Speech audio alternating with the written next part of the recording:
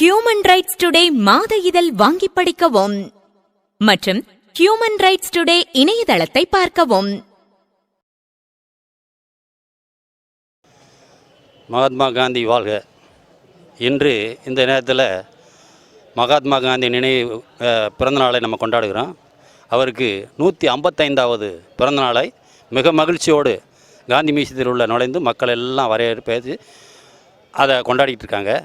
நான் இளைய வயதில் இருந்தே படிக்கும் காலத்திலேருந்தே காந்தியத்தில் ரொம்ப ஆர்வமுள்ளவன். காந்திய ஆர்வத்திலேருந்து 85லேருந்து தொடர்ந்து காந்திய பணியில் காந்தி மண்டலத்திலேருந்தே செஞ்சு வந்துக்கிட்டு இருந்தேன். 2000ல் நான் காந்தி பணிகளுக்கு விழிப்புணர்வுகளுக்காக காந்தி விழிப்புணர்வு மக்களுக்கு வேணும்னு சொல்லிட்டு மதுரையிலிருந்து சென்னை வரைக்கும் பாண்டிச்சேரி வழியாக நடந்து நிறைவு பெற்றேன்.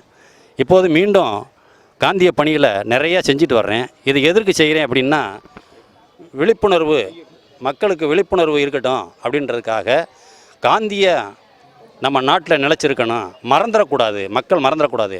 இளைய தலைமுறைக்கு நம்ம சொல்லணும் எப்படி நம்ம நாடு சுதந்திரம் வாங்கினது, யார் இந்த சுதந்திரத்தில் ரொம்ப பாடுபட்டா, காந்திஜி, நேரு, சுபாஷ் சந்திர போஸ் இவங்களெல்லாம் நம்ம நினைவுபடுத்தணும். அதில் இன்றைக்கி காந்திஜி பிறந்தநாள்னால காந்தியை பற்றி தெளிவாக நம்ம எல்லாம் கொண்டாடிக்கிட்டு இருக்கோம்.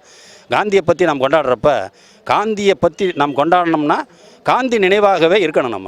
நம்ம நாட்டில் காந்தி என்ன செய்தார், எப்படி இருந்தார், மக்களுக்கு அண்டை நாடுகளில் காந்தியை பற்றி என்ன பேசுகிறாங்க, காந்தியன்னா என்ன அப்படின்னு மக்களுக்கு நல்லா தெரியணும். காந்தியை நினைவு கூர்ந்தால் தான் மக்கள் நலமாக நன்முறையாக வாழ முடியும். சட்ட திட்டங்களும் நன்முறைப்படுத்தி காந்திய வாழ்விலே நம்ம வாழ்ந்தால்தான் உடல் ஆரோக்கியத்துக்கும் உடம்பு நலனுக்கும் மக்கள் வாழ்க்கைக்கும் குடும்ப சூழ்நிலைக்கும் குடும்ப சமாதானத்துக்கும் காந்தியந்தான் பொறுத்தது. காந்தி இல்லைன்னா நாடு ரொம்ப சீரழிவுக்கு உண்டாகும்.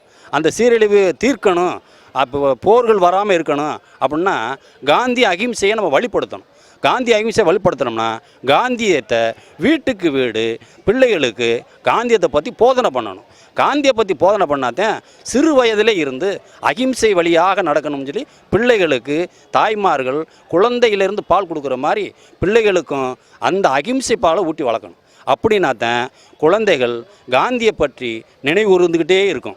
இந்நாளில் டிவி, செல்ஃபோன் இவைகளை அதிகமாக நாம் கண்டுபிடித்து இந்த இன்டர்நெட் மூலியமாக இருக்கிறதுக்கெலாம் நாம் சுதந்திரம் பெற்றதான் காரணம். நம் நாட்டு மக்கள் தலைவர்கள் இதற்கு வழிவகுத்தாங்க. ஆனாலும் அந்த டிவி, அந்த செல்ஃபோனை குழந்தைகள் பார்க்குறது மட்டும் பார்க்கணும். அதிகப்படியான மற்ற சீரியல்லாம் பார்க்காம அதை பெற்றோர்கள் நல்லா கவனித்து, பெரியவர்களும் கவனித்து அதை தடை பண்ணி நாட்டு வளர்ச்சிக்கு பாடுபட வேண்டும். சரிங்களா? இதே போல் காந்தியத்திலேருந்து நான் தமிழ்நாடு காந்தி மன்றத்தில் மாநில பொருளாளராக இருந்து கொண்டிருக்கிறேன். அப்படி இருந்து கொண்டிருந்தாலும் செய்து கொண்டிருந்தாலும் நான் மதுரை மாவட்ட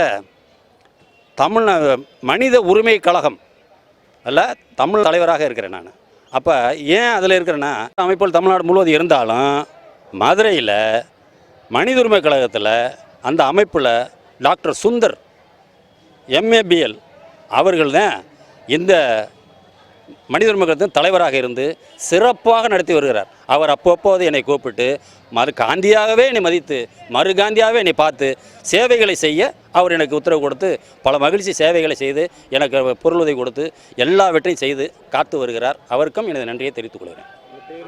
என் பேர் ஜேசுதாசன் காந்தி. ஆனால் மனித உரிமை கழகத்தில் ஜேசுகாந்தி தான் கூப்பிடுவாங்க.